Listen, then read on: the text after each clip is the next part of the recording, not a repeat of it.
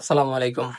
বর্তমান অন্তর্বর্তী সরকারের ঐক্যমত্য কমিশনের সাথে একটা রাজনৈতিক দলের মতবিরোধ তৈরি হয়েছে একটা জায়গায়, সেটা হচ্ছে পিয়ার সিস্টেম নির্বাচন বা পিয়ার সিস্টেম ভোট।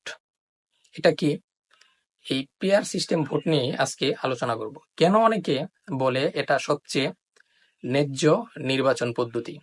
ধরুন আপনি ভোট দিলেন, কিন্তু যাকে ভোট দিলেন সে হেরে গেল, আর যে জিতলো সে মাত্র 30% ভোট পেয়ে সংসদে বসে গেল।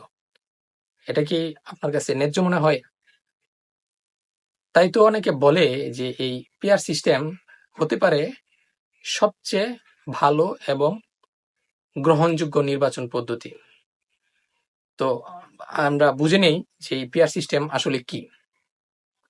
জনগণ যে অনুপাতে ভোট দিবে, ঠিক সেই অনুপাতে প্রতিটি রাজনৈতিক দল সংসদে আসন পাবে। যদি একটি দল 40% ভোট পায়,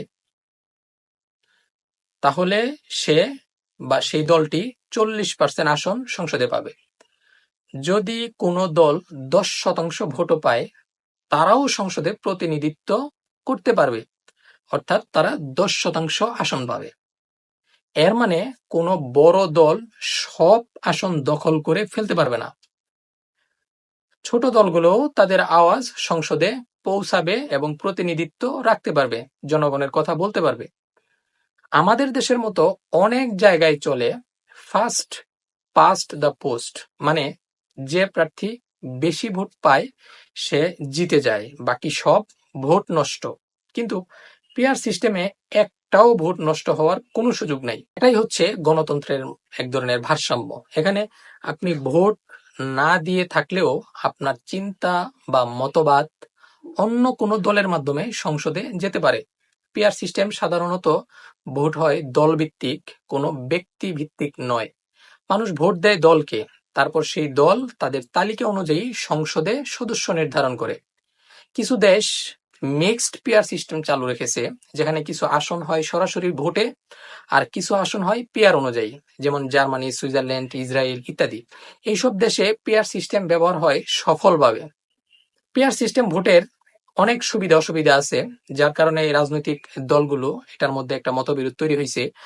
সুবিধাগুলোর মধ্যে যদি ধরি, তাহলে এই ভোটের সত্যিকার প্রতিফলন ঘটে, ছোট দলগুলো সংসদে সুযোগ পায় প্রতিনিধিত্ব রাখার, বিভাজন কম হয়, জনগণের বেশি অংশের মতামত প্রতিফলিত হয়।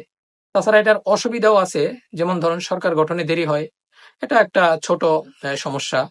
তারপরে অনেক সময় জোট সরকার হয়, যা অস্থিরতা সৃষ্টি করতে পারে। দলীয় রাজনীতি আরো জটিল হয়ে পড়ে।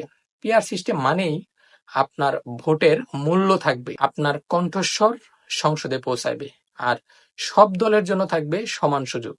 কমেন্টে লিখুন আপনি কি ভাবেন, আমাদের দেশের পিয়ার সিস্টেম কি চালু হওয়া উচিত কিনা। আর আমার এই ভিডিওটি যদি ভালো লাগে, আমার কথাগুলো যদি ভালো লাগে, শেয়ার করতে পারেন, লাইক দিতে পারেন, কারণ এই যাত্রা এখানেই থেমে যাবে না।